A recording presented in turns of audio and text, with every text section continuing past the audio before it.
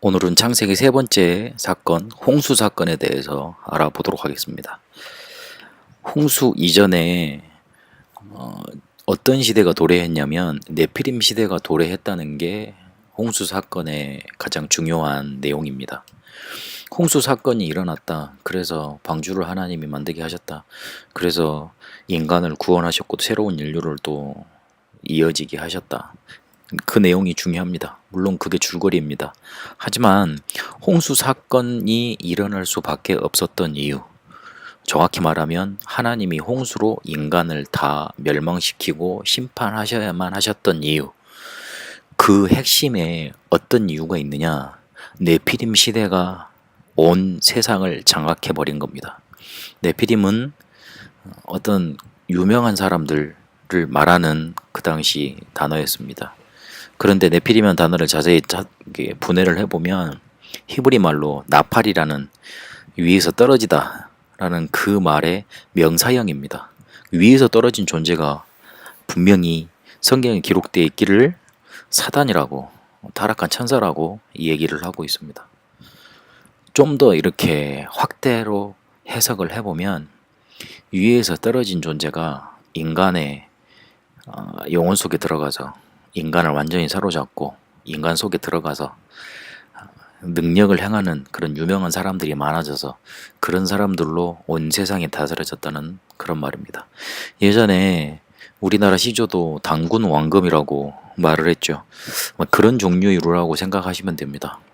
영적인 힘을 가진 자들이 그렇게 남들보다 더 큰 뭔가 이렇게 영적인 큰 능력을 가진 사람들이 세상을 다스리던 지배하는 시대. 쉬운 말로 하면 귀신 들린 무당들이 세상을 다스리던 시대, 그런 사람들이 각광받던 시대, 그런 시대가 도래해서 그런 사람들의 지배로 말미암아 자꾸만 우상 섬기고 흑암 문화가 퍼져나가니 하나님은 가만히 두고 보실 수가 없었던 겁니다. 언약이 전달되어져 내려와서 계속 셋을 통해서 후손들이 일어나고 또 사람들이 많아지면서 이렇게 또 다른 언약 밖에 백성들도 많아졌죠. 하지만 중요한 건 언약이 전달됐다는 겁니다. 그런데도 창세기 6장에 보니까 하나님의 아들들이 사람들의 딸들이 나니까 그 아름다움을 보고 자기가 마음에 드는 모든 자로 아내를 삼았다. 그러면서 하나님의 영이 떠나시게 됐습니다. 그래서 인간이 육체가 되고 그 수명이 120세로 제한이 받게 됩니다. 하나님은 네피림 시대가 도달하고 사람들의 마음속에 죄악이 관영하고 더 이상 놔둬서는 안 되겠다는 생각을 하시고 홍수 심판을 준비하시고 실행하십니다. 그런데 그때도 은혜 받은 사람이 있었습니다. 그 은혜 받은 사람 노아에게 방주라는 구원의 방법을 주셔서 구원받게 하십니다. 그래서 그 안에 들어오면 구원받게 하셨고 그 구원받은 사람들을 통해 또다시 새로운 인류를 시작하게 하십니다. 중요한 건 여기서 흑암 세력은 공격을 늦추지 않았다는 겁니다. 네피림이라는 걸 만들어서 아까도 말씀드렸지만 나팔이라는 동사의 명사형이라고 그랬죠. 유명한 자들 속에 파고들어서 사람을 장악하는 시대가 됐고요. 그래서 그 힘 가지고 세상을 다스리게 됐습니다. 지금은 안 그렇습니까? 지금도 마찬가지입니다. 미국이 기독교 자유를 위해서 청교도들이 이주를 해서 만든 나라라 기독교 국가라고 말을 합니다. 하지만 실상은 그렇지 않습니다.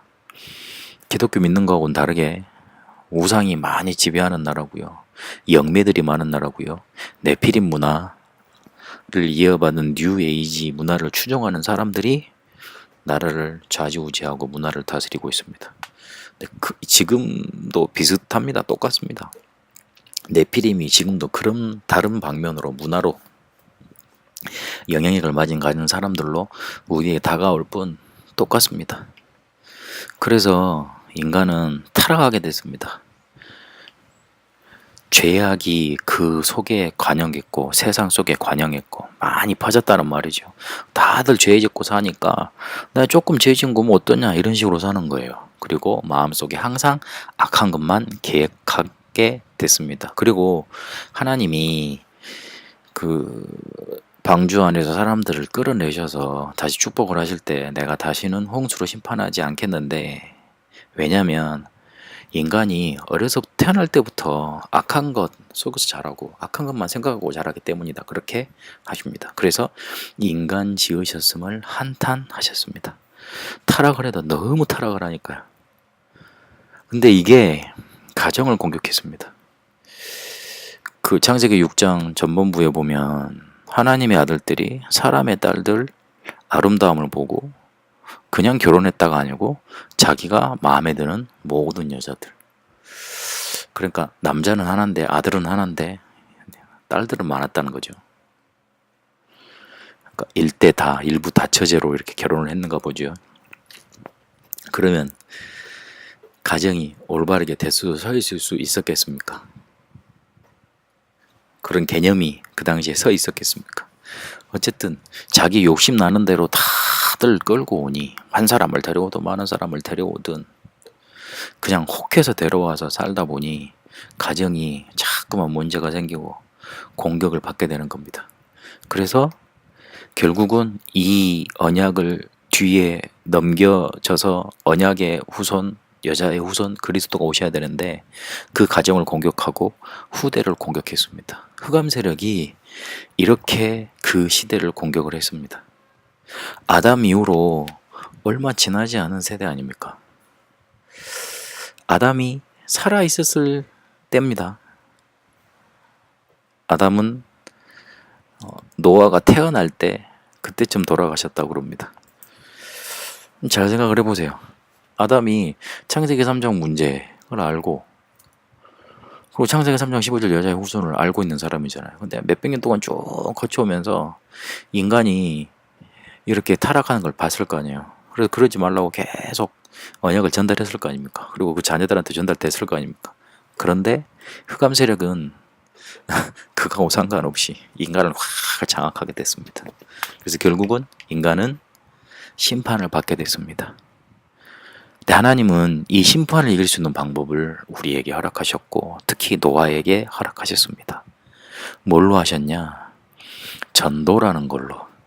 그리스도, 이 언약을 우리에게 주셨는데 그거를 전달을 해서 네 그리스도 안에 들어오라 만드는 그 전도라는 방법으로 하나님의 심판을 피하도록, 이 속에서 사람을 건지도록 만드셨습니다.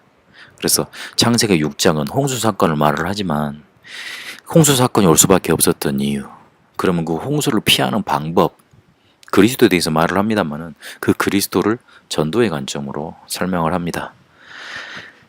그러면 그 전도의 방법을 가지고 전도할 수 있는 전도자는 어떤 자격을 가진 사람입니까? 하나님의 심판을 이길 수 있는 사람은 어떤 사람입니까? 의인이어야 합니다. 의인이라고 하면 깨끗한 사람을 말을 하는데 성경에 말하는 개념은 좀 다릅니다.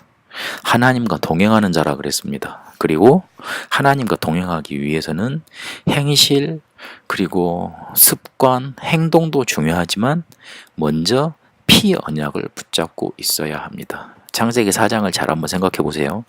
가인이 자기 제사를 받아주지 않으니까 너무 속에서 열이 올라왔잖아요. 그러니까 하나님이 뭐라 그러세요? 죄의 욕심이 네 앞에, 죄가 지금 네 앞에 딱 엎드려져 있다. 그래서 너를 삼키려고 한다. 그런데 너는 너의 죄를 다스릴지니라. 우리가 죄를 다스릴 수 있습니까? 다스릴 수 없습니다. 우리에게 다가오는 흑암 세력의 공격, 우리가 스스로 막아낼 수 있습니까? 막아낼 수 없습니다. 그래서 하나님은 창세기 3장 15절에 여자의 후손을 우리에게 보내주신다 하셨고, 그거를 기억할 수 있도록 창세기 3장 21절에 한 짐승을 죽이셔서 가죽옷을 우리에게 아담과 하와에게 입히시면서 피 제사를 설명했습니다. 그래서 창세기 4장에 보면 내용 중간 설명이 없는데 피 제사 얘기가 나오고 제사 얘기가 나오는 거예요. 우리에게는 피 언약, 그리스도가 우리에게 있어야 합니다. 하나님이 우리를 보실 때 의인이라고 평가하는 기준 잣대가 있는데 그게 뭐냐면 그리스도를 가지고 있느냐 가지고 있지 않느냐, 피 언약이 있느냐 없느냐입니다. 우리에게 죄에 더러운 옷을 벗겨주시고 새로운 옷을 입히신다 그랬는데 그 새로운 옷이 뭐냐면 그리스도의 은겁니다. 그리스도께서 우리에게 주신 구원의 능력인 겁니다. 그러려면 피 언약을 제대로 붙잡으려면 복음에 대한 색깔이 확실해야 합니다. 사람들이 그리스도를 어떻게 알고 있느냐? 단순히 나를 성공시켜 주실 분. 우리 인간의 문제에 부조리한 부분이 많이 있는데 그거 청소해주고 정의를 세우실 분. 그렇게만 알고 있습니다. 그러니 그리스도가 그리스도답게 안 붙잡혀지는 겁니다. 그리고 그리스도는 오직 한 길밖에 없다고, 구원의 방법은 오직 한 길밖에 없다고 붙잡는 자입니다. 대부분 틀리게 알고 있고 명확하지 않습니다. 그래서 하나님이 보시는 의인에 들어갈 수 없는 겁니다. 색깔이 이상하고 유일성에 대한 언약 붙잡지 못하고, 특히 피 언약에 대해서는 아무런 감동 없으니까요. 노아는 여기에 대해서 감동이 있었습니다. 그래서 전도의 방법, 하나님이 방주라는 걸로 우리에게 허락해 주셨습니다. 그래서 우리는 방주 지어야 합니다. 창세기 6장 14절에 그게 바로 나를 위하는 길이고, 그리고 우리 가족과 후대를 위하는 길이고, 그리고 내 생명을 위하는 길입니다. 전도의 방법을 마케팅 전략으로 우리에게 주시지 아니하시고 방주 지으라 그랬어요. 사람들이 듣든지 말든지 방주 지으라 그랬어요. 들어오든지 말든지 그거는 그 사람한테 선택에 달린 일이지만, 우리는 그 사람들이 올 수 있는 방주를 짓는 거예요. 우리가 사는 곳마다 말씀 운동을 펼치고 그 사람들에게 우리가 여기서 예수를 그리스도로 말하고 너희에게 구원의 길을 말하니 오라고 전달해 줘야 되는 거예요. 그게 방주 짓는 거예요. 그래서 그게 하나님의 방법이었고, 그 방법을 통해서 나를 살리고 후독 가족을 살리고 생명을 살리도록 주셨습니다. 그리고 하나님은 그 방주를 만드시고 창문을 위로 만드셨습니다. 무슨 말입니까? 오직 하나님만 바라보고 하나님이 인도하신 대로 따라가라, 이 말입니다. 방주에 대해서 여러 가지 걸로 많이 해석을 합니다. 그런데 자세히 쳐다보면 지금 그림 그려놓은 거 다 거짓말입니다. 그 방주, 그 배 조선 기술자도 아니고 그렇게 방주를 그렇게 잘 만들었겠어요? 그때 무슨 대패 같은 게 발달했다고 그걸 잘 만들었겠어요? 투박하게 그냥 나무 괴짝처럼 만든 겁니다. 쉽게 말하면 나무로 만든 잠수함이라고 생각하시면 돼요. 1년 내내 비가 오는데 창문이 무슨 필요가 있어요? 우리가 지금 어디 좋은 데 가가지고 유람선 타는 그런 유람선 같은 배가 아닙니다.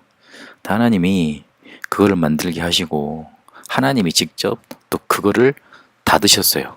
닫아줄 사람이 없으니까. 크기도 크니까. 그래서 하나님의 방법으로만 될 수 있도록 구원의 길을 여셨고, 그리고 전도의 방법을 주셨습니다. 그래서 방주 안에 우리가 들어갈 때만 구원이 우리에게 적용되고 살아남을 수 있습니다. 창세기 7장 23절에 보니까 그 안에 들어간 자만 살아남았습니다. 8장에도 보면 그 안에 들어갔던 자들만 살아남았고 그 안에 들어갔던 짐승들만 생명을 얻게 됐습니다. 그래서 오직 우리가 그리스도 안에 들어갈 때에만 우리가 구원받게 되는 겁니다.